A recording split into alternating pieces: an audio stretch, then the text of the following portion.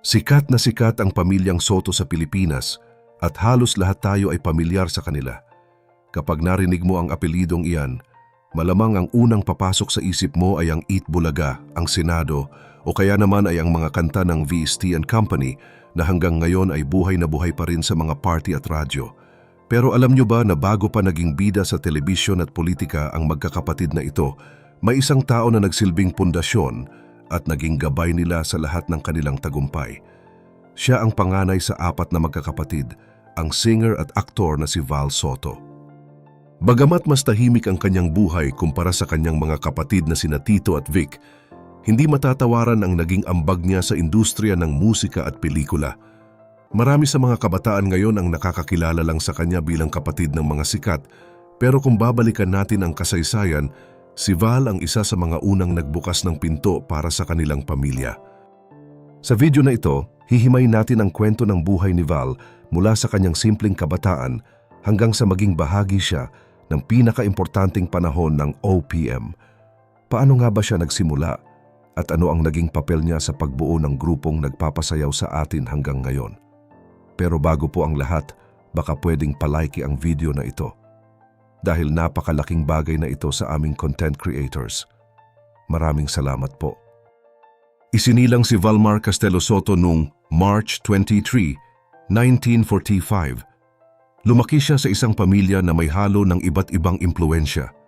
Ang kanilang ama ay isang masipag na negosyante habang ang kanilang ina naman ay isang doktor na kilala sa pagiging matulungin sa kapwa. Hindi rin biro ang kanilang lolo na si Vicente Soto dahil isa itong dating senador na naging bahagi na ng kasaysayan ng ating bansa. Pero kahit pa may magandang pinagmulan ng kanilang pamilya, hindi lumaki ang magkakapatid sa sobrang karangyaan. Sa Sampaloc, Maynila sila tumira at doon nila naranasan ang tunay na buhay sa kalsada. Si Val bilang panganay ang unang nakaranas ng hirap at saya ng paglaki sa lansangan. Doon siya natutong makisalamuha sa iba't ibang klase ng tao at doon din nahubog ang kanyang pagkatao na marunong dumiskarte sa buhay. Hindi sila yung tipo ng mga bata na laging nakakulong lang sa loob ng bahay dahil mas gusto nilang lumabas at makipaglaro sa mga kalaro nila sa Sampaloc. Dahil dito, naging matatag ang loob ni Val at natuto siyang maging independent sa murang edad pa lang. Bilang kuya, siya ang madalas na nagbabantay kina Tito, Maru at Vic. Siya ang naging haligi ng magkakapatid lalo na pagdating sa mga hilig nila sa buhay gaya na lang ng musika. Sa katunayan, sa loob lang ng kanilang bahay nagsimula ang lahat ng ito. Wala silang mga mamahaling gamit o formal na training sa pagkanta pero dahil sa pagmamahal nila sa musika, nagagawa nilang mag-ensayo araw-araw. Si Val ang madalas na nangunguna sa kanilang mga practice at siya rin ang nagtuturo ng tamang tiyempo sa kanyang mga kapatid. Dito natin makikita na noon pa man ay mayroon na siyang kakayahan na maging isang leader kahit sa paraang hindi maingay. Pero sa kabila ng lahat ng talentong ito, bakit nga ba tila mas pinili ni Val na manatili sa background habang ang mga kapatid niya ay lalong sumisikat sa harap ng kamera? Ano nga ba ang sikreto sa likod ng kanyang swabe at kalmadong boses na naging tatak ng VST and Company? Dito na tayo papasok sa mas masayang bahagi ng kanyang karera dahil ito ang panahon na ang boses ni Val Soto ay narinig na sa bawat sulok ng bansa. Noong sumikat ang VST and Company, hindi lang basta banda ang nabuo kundi isang buong kultura. Kung mapapansin nyo sa mga kanta nilang Rock Baby Rock o Magsayawan, may kakaibang hatid na enerhiya ang boses ni Val. Hindi niya kailangang bumirit o magpakitang gilas ng sobra dahil ang estilo niya ay napaka-natural lang at madaling pumasok sa pandinig. Sa katunayan, ang kanyang pagiging swabe ang naging sikreto kung bakit tumatak ang kanilang mga kanta sa puso ng mga Pilipino. Hindi lang ito basta musika para sa disco dahil naging soundtrack ito ng kasiyahan at pagkakaisa ng ating mga kababayan noon. Umabot pa nga ang kanilang kasikatan sa ibang bansa kung saan nagkaroon sila ng mga international shows. Para sa mga kababayan nating OFW, ang boses ni Val at ang tunog ng kanilang banda ang nagsilbing tulay para hindi nila masyadong mamiss ang Pilipinas. Pero sa kabila ng lahat ng hiyawan at palakpak na ito, nanatiling kalmado si Val Soto. Habang ang ibang sikat na bituin ay nalulunod sa kasikatan, Siya naman ay nanatiling steady lang at hindi nagpadala sa ingay ng industriya.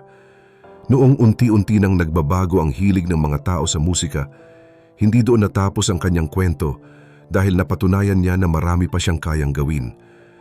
Pumasok siya sa mundo ng telebisyon at doon natin nakita ang kanyang galing sa komedya.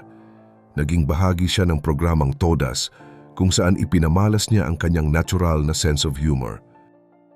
Hindi pilit ang kanyang pagpapatawa at kitang-kita na nag-i-enjoy lang siya sa harap ng kamera. Pero hindi lang doon natatapos ang kanyang talento dahil sumabak din siya sa mabibigat na drama. Sino ba naman ang makakalimot sa karakter niyang si Gabriel Aguila sa seryeng Aguila? Dito ay ipinakita niya ang imahe ng isang matatag na ama na may prinsipyo sa buhay. Mula sa pagpapasayaw sa disco hanggang sa pagpapaiyak sa drama, napatunayan ni Val na isa siyang tunay na alagad ng sining na kayang makisabay sa agos ng panahon. Pagkatapos ng mahabang panahon sa showbiz, nagpasya si Val na gamitin naman ang kanyang impluensya sa ibang paraan.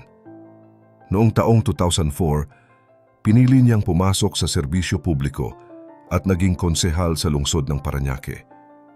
Hindi siya yung tipo ng politiko na mahilig sa grandiosong mga anunsyo o laging nasa balita.